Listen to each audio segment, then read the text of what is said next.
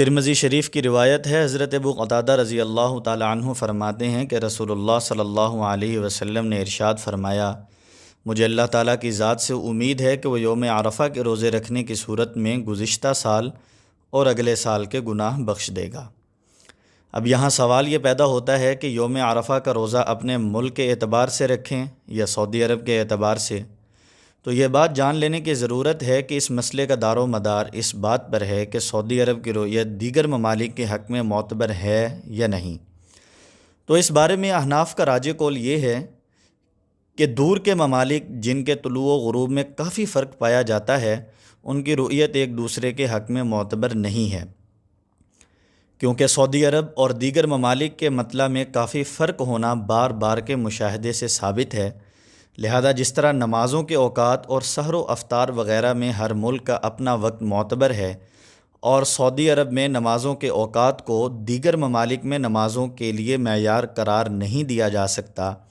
اسی طرح عید، روزہ اور قربانی میں بھی ہر ملک کی اپنی رؤیت کا اعتبار ہوگا، اور عرفہ کے روزے کے بارے میں بھی ہر ملک کی اپنی رؤیت معتبر ہوگی۔ لہذا جس دن دیگر ممالک کے حساب سے ذی الحجہ کی 9ویں تاریخ ہوگی، اسی دن روزہ رکھنے سے یوم عرفہ کے روزے کی فضیلت حاصل ہوگی، اگرچہ اس دن مکہ مکرمہ میں عید کا دن ہو۔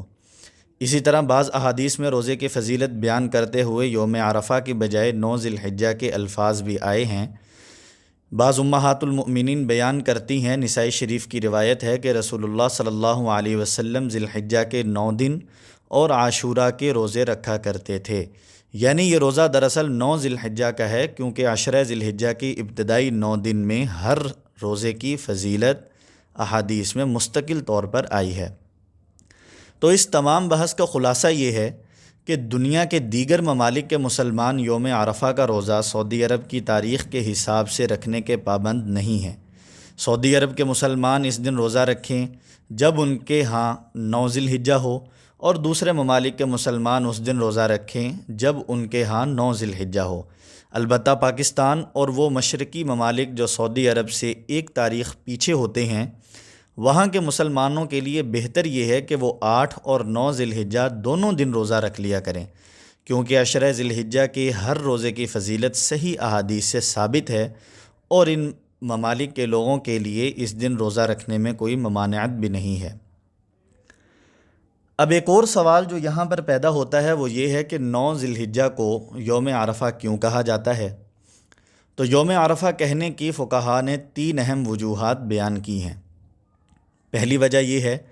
کہ حضرت ابراہیم علیہ السلام کو 8 ذی الحجہ کی رات خواب میں نظر آیا کہ وہ اپنے بیٹے کو ذبح کر رہے ہیں، تو ان کو اس خواب کے اللہ تعالیٰ کی طرف سے ہونے یا نہ ہونے میں کچھ تردد ہوا۔ پھر 9 ذی الحجہ کو دوبارہ یہی خواب نظر آیا، تو ان کو یقین ہو گیا کہ یہ خواب اللہ تعالیٰ کی طرف سے ہی ہے۔ چونکہ حضرت ابراہیم علیہ السلام کو یہ معرفت اور یقین 9 ذی الحجہ کو حاصل ہوا تھا، اسی وجہ سے 9 ذی الحجہ کو یوم عرفہ کہتے ہیں۔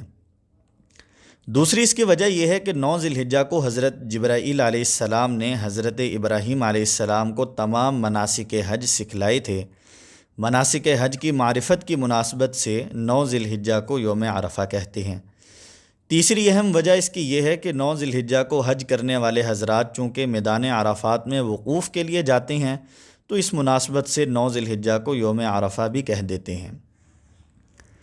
آخری ایک اہم بات کہ 9 ذی الحجہ کا دن یوم عرفہ کہلاتا ہے، اس دن کو ضائع کرنا ایسا نقصان ہے جس کی تلافی ناممکن ہے۔ چنانچہ مشہور محدث امام نووی رحمہ اللہ فرماتے ہیں کہ دعا کے لیے پورے سال میں سب سے افضل دن یہی ہے،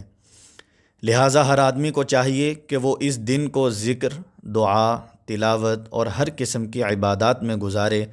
اگر یہ دن ضائع کر دیا تو نقصان پورا نہیں کیا جا سکے گا۔ صلی اللہ